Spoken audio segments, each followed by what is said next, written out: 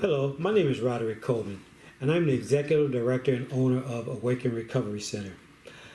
Awaken Recovery Center is a dual diagnostic treatment center that serves people from the diaspora, meaning that it's cultural specific. I've been in the cultural specific programming since 1999. It is something that I've been doing and love for close to 20 years. We concentrate mostly on thinking patterns and distortions. And what that means is that thinking patterns and distortions are something that we tend to do and say to one another that's out of the ordinary for the norms. And what we want to do is try to help people to think in a way which will help them get along in society. Now, the reason why I am concentrating on mostly the people in the diaspora, because basically this is what this programming is about. Cultural specific.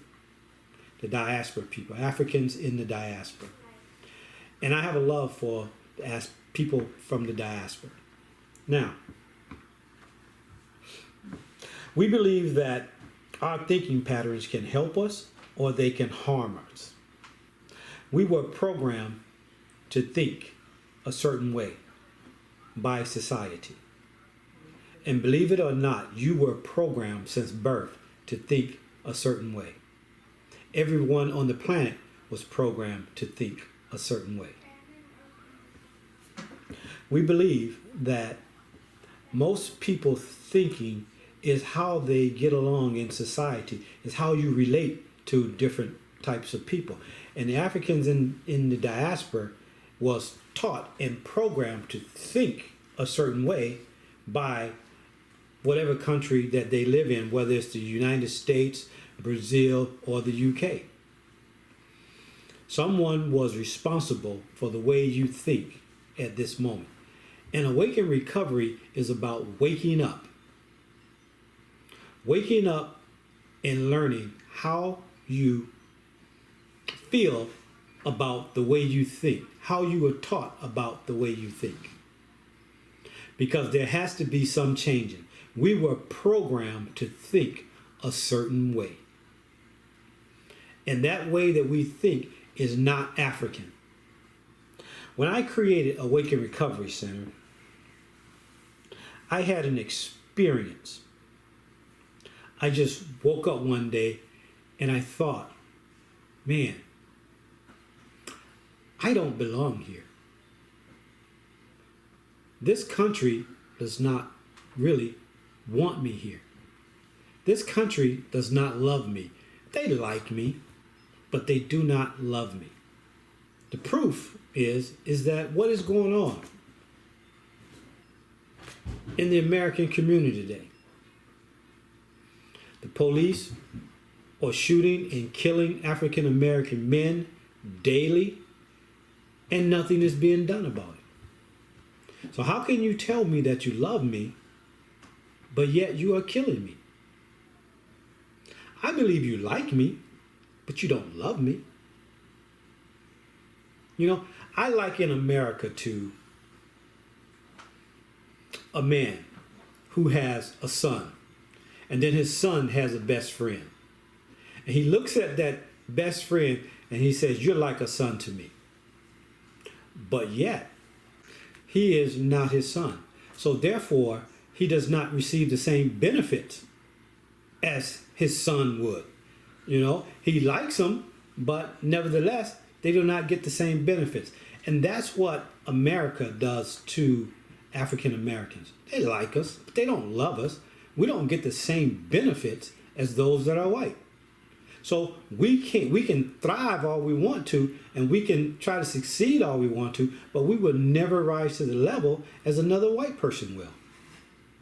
You know, when they say we like you, I truly believe they do like us, but we can't, you know, receive the same benefits that they receive, even though they say we can.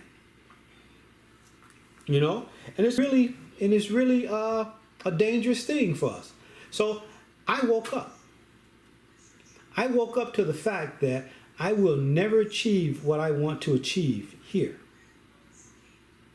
And I woke up to the fact that there's nothing I can do that's going to satisfy that or change it. We've been trying to change it for hundreds of years, and it still hasn't changed yet. But yet we are still trying.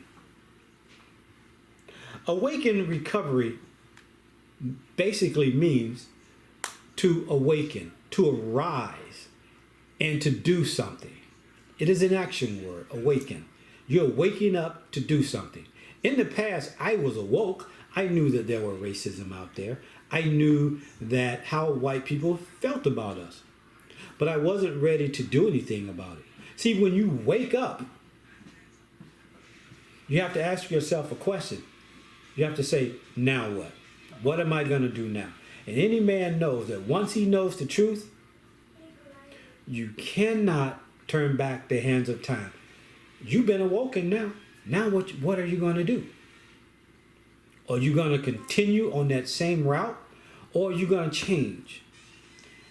And that's where I'm at now.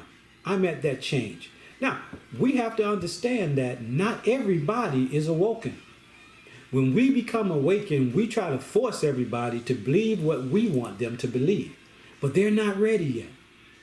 Sometimes change takes a generation, but you have to start talking change first. Remember what we talked about programming.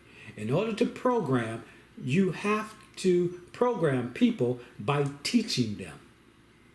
Slowly but surely, they start to change. And that's what we want to do. Everybody's not going to hop on this ride. They're not going to hop on this ride until they see it working. For us, for those of us who are woken, we're going to have to show everybody. And then once they see it working, then they're going to hop on the bandwagon. Not everybody hopped on the bandwagon with Martin Luther King until they saw it working. And here's the thing. A lot of us want the rich and the famous to hop on the bandwagon. The rich and the famous never started a movement. Never. They always came after it started. And then after it started, and after they saw it start to working, that's when they jumped on. So this movement is going to take you and I to follow it through. It could take 10 years, it could take 20 years, but we have to be patient. We have to be patient for Africans in the diaspora to achieve. Like I say, not everybody is going to do it. But those of us who are awakened, we're going to be patient. And we're going to try to move those that are along by not getting angry with them because they're not awoken. There are certain things that after you become awakened, that you see, that you believe, and you want other people to see it and believe it too. But they're not going to see it.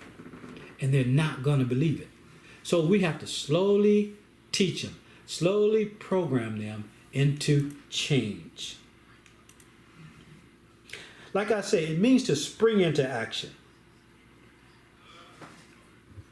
So once we spring into action, guess what we do? Like I said, we make that change. I was aware before this, but I wasn't fully aware. You know, I became aware 15 years ago, but I did nothing about it. I became fully aware over 5 years ago, but I did not make a move. I did not know how to make a move until I started listening to other people. I understood that I didn't belong here. Even though I was born and raised here, I didn't belong here. They didn't want me here. They just want me to serve them. This is my country, and I was raised here.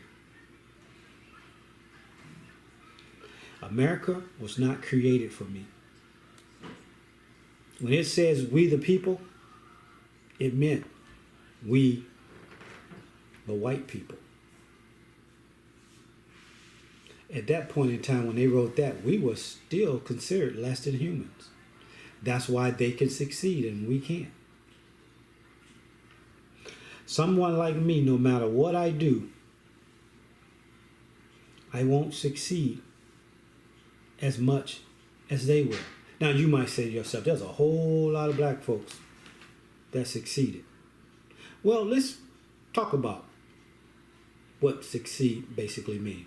Is there a whole lot of rich African Americans out there, a whole lot of rich black Brazilians out there, a whole lot of rich black people from the UK out there? Yes. But do they have power? No. They don't have power. They got money, but they don't have power. Case in point, anytime an African American does something that they don't like, guess what they do? They pull the rug from under them. And then they finally see, guess what? I'm really not one of them.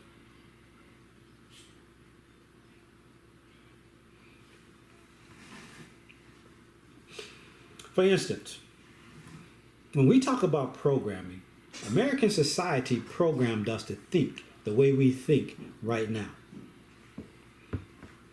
We were programmed to love this country. I have no problem with loving this country. I was born and raised here. I have nothing against America. I'm just awoken now, and I understand. I have nothing against America. I don't hate anybody. But they programmed us to love this country. Even when they shoot us and kill us, they still expect us to love this country. When we don't succeed, they expect us to love this country. I remember when we were growing up, they made us pledge allegiance to the flag. And guess what? They still use racism against us. Can you believe that? Yes, you can believe it because it happened. They even forced us to love the founding fathers. Their founding fathers were slave owners. Our founding fathers were slaves. Now, you might say, not every one of them was slave owners. No, but they were taskmasters. They worked for the slave owners to help keep us in check. And they programmed us to love them no matter what they did. So we grow up as a society loving them telling us how to think, how to feel, and what we should do. Right? And we did. Even throughout the 60s, we loved our country, but our country did not love us back. We fought in every major war, and our country did not love us back, but they expected us to love them. Now, you might say to yourself, why are you saying all this? You have something against white people? No, I don't have anything against white people. As a matter of fact, I love everybody. I'm just aware, and I understand. You know what? As a matter of fact, I don't blame anybody for the condition I'm in. I take full responsibility for everything that I have done. Full responsibility. As a matter of fact, I had a reasonable success in this country. I'm educated. I was born and raised in Alabama. Alabama didn't hurt me, at least what I can see. And I lived in Harvey, Illinois. Illinois didn't hurt me, at least what I can see. And I've been in Minnesota for the past 20-some years. Minnesota has been good to me. I don't have any problem with America, none whatsoever. I just know that I've been awoken. But my main concern is Africans in the diaspora. I love Africans in the diaspora because don't you know that we shouldn't be here right now? We shouldn't exist. But those old slaves that they brung over here from Africa, their DNA was good. And we have their DNA. And that was DNA of survival. And we have survived. If you look at our history, we should be dead and we should be gone. But we're still here and we thrive. From Brazil to America to the UK to the Dominican Republic to Nassau to Jamaica to St. Kitts, St. Thomas, and Honduras. We still here, thriving. And don't get me wrong, it just wasn't white people who were responsible for slavery. Africa, Indians, Muslims, Arabians, you name it. The whole world was responsible. But nobody wants to take responsibility. And I don't hate any of them for it. It's time to move on. And we got to do something for ourselves. And we got to come together and think. We just can't keep living like this. You know? And I had to ask myself, what am I going to do about it? What am I going to do about it? I'm moving. I can't turn back the clock hands of time now. I'm moving out of this country. Now, you might say to yourself, where are you going to move? And I have to tell you, I'm going to move to Africa. You see, here's the thing about moving. And that is that Africa is the place where our ancestors came from. America likes us, but they don't love us. Africa loves us, but yet we're not from there either. But you know what? They are more accepting of us. And they will help us do what we need to do and achieve. Because guess what? I would love to live somewhere where they look like me. Now, my choices for where I want to go, I've been doing some research, is Ghana, Senegal, and Gambia. My first choice is Gambia. And in March, I'm going to visit Gambia. And I want you to follow me. But during that time period, I'm going to be coming out with more videos, and we're going to be talking more about thinking patterns and how we can get others to come along by helping them understand what we understand, those of us who are woke. By not forcing them, but by talking about it more. Talking about people in the African diaspora, you know? Not teaching them to hate, because guess what? We don't hate. We ain't mad at nobody. We're not angry at anybody. But before I go, I would like to also say this right here. Those of you who are following this, I want you, and if you are new, I want you to always refer back to the first video, which this is the first video. Once we get to 4 and 5, I want you to know that, guess what? If you start from the first video, you can understand what we are trying to do. And we're going to get in more into this, and it's going to be exciting. This is not going to be a reality where you're going to follow me around and see me do certain things. No, it's not that. It's going to be a learning experience, and you're going to love it, because we're going to give you information that you really need. We're going to give you information that you understand and that you know. You just didn't know that you wasn't the only one thinking about it. All right? Until next. Oh, matter of fact, in the third video, my partner who is also my wife in the business, is going to start doing this with me. So I want you to be calm, cool, collected, and I'll see you next time. Goodbye.